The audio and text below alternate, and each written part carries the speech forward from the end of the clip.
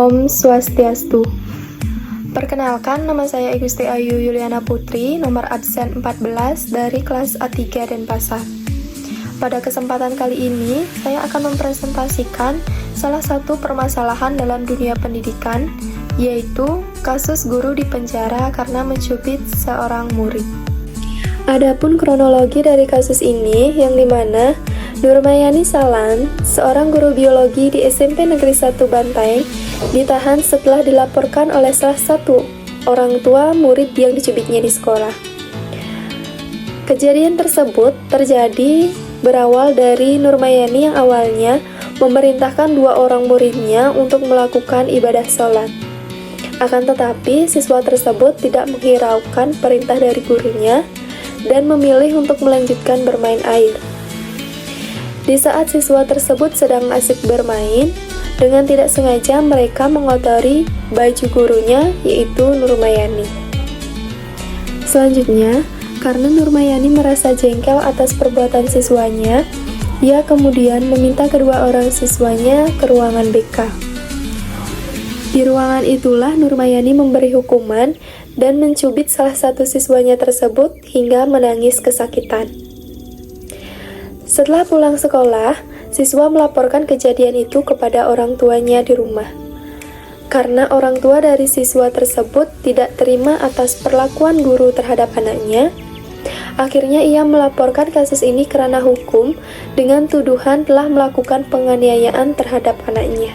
Pembahasan selanjutnya yaitu mengenai analisis. Analisis yang pertama di sini saya membahas dari sudut pandang guru terlebih dahulu. Nah, dalam Undang-Undang Perlindungan Anak memang tidak diperbolehkan untuk menyakiti anak di bawah umur. Akan tetapi, dalam kasus ini, tindakan kasar guru kepada murid dengan cara mencubitnya semata-mata bermaksud untuk mendisiplinkan murid tersebut. Tindakan guru mencubit muridnya tidaklah sepenuhnya salah, karena pada mulanya tujuan guru ini baik. Perbuatan ini ia lakukan untuk mendisiplinkan muridnya tersebut, yang mana memang sudah merupakan kewajiban seorang guru untuk membiasakan muridnya berlaku disiplin dan berkepribadian baik. Selain itu, pembelaan terhadap guru juga terdapat di Perundang-undangan Indonesia, yakni terdapat pada pasal 39 Undang-Undang Nomor 14 Tahun 2005. Dijelaskan mengenai perlindungan guru dan dosen, yang di dalamnya membahas mengenai perlindungan hukum terhadap guru. Semua guru harus dilindungi secara hukum dari segala anomali atau tindakan semena-mena dari yang mungkin atau berpotensi menimpanya dari pihak-pihak yang tidak bertanggung jawab. Perlindungan hukum yang dimaksud meliputi perlindungan yang muncul akibat tindakan dari peserta didik, orang tua peserta didik, masyarakat, birokrasi, atau pihak lain. Perlindungan tersebut berupa tindak kekerasan, ancaman, baik fisik maupun psikologis, perlakuan diskriminatif, intimidasi, dan perlakuan tidak adil lainnya. Selanjutnya, analisis yang kedua, di sini saya membahas dari sudut pandang orang tua ataupun siswa yang menjadi korban. Dalam Undang-Undang Nomor 35 Tahun 2014 tentang Perlindungan Anak, berdasarkan undang-undang tersebut, anak di bawah umur yang masih dalam pengasuhan orang tua atau wali dan pihak lain yang bertanggung jawab atas pengasuhan berhak mendapat perlindungan dari perlakuan diskriminatif, eksploitasi baik ekonomi maupun seksual, penelantaran, kekejaman, kekerasan dan penganiayaan, serta ketidakadilan dan perlakuan salah lainnya.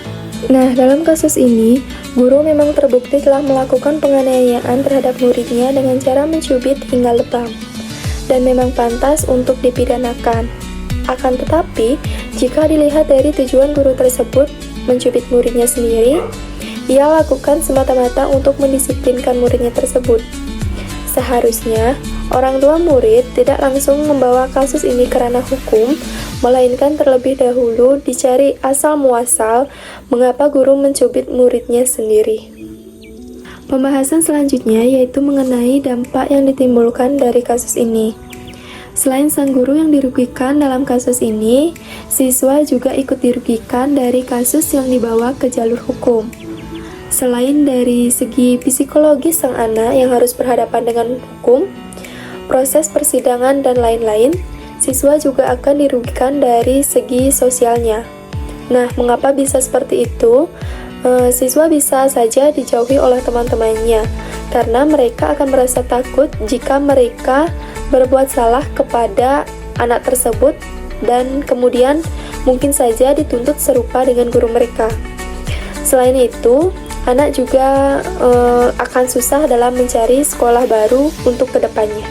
Adapun solusi permasalahan dari kasus ini, yaitu solusi yang pertama, perlu adanya koreksi dalam pelaksanaan ataupun penegakan hukum di Indonesia. Apakah pantas seorang guru yang berlaku kasar kepada muridnya demi mendisiplinkan muridnya tersebut dipenjarakan? Solusi yang kedua yaitu budaya musyawarah mufakat untuk menyelesaikan masalah seharusnya juga terlebih dahulu digunakan untuk menyelesaikan masalah ini dan tidak perlu dibawa ke jalur hukum, yang dimana nantinya dapat merugikan kedua belah pihak seperti yang sudah dijelaskan sebelumnya. Dan pembahasan yang terakhir yaitu kesimpulan. Dari kasus yang terjadi di SMP Negeri 1 Bantaeng ini, kita bisa belajar mengenai masalah-masalah di dunia pendidikan yang kemungkinan akan kita alami saat menjadi seorang pendidik. Dari pembahasan kasus tersebut dapat disimpulkan bahwa perlu ditingkatkannya pemahaman mengenai kode etik guru terhadap calon pendidik kedepannya agar dapat mempertimbangkan langkah-langkah yang perlu diambil dalam menghadapi suatu permasalahan.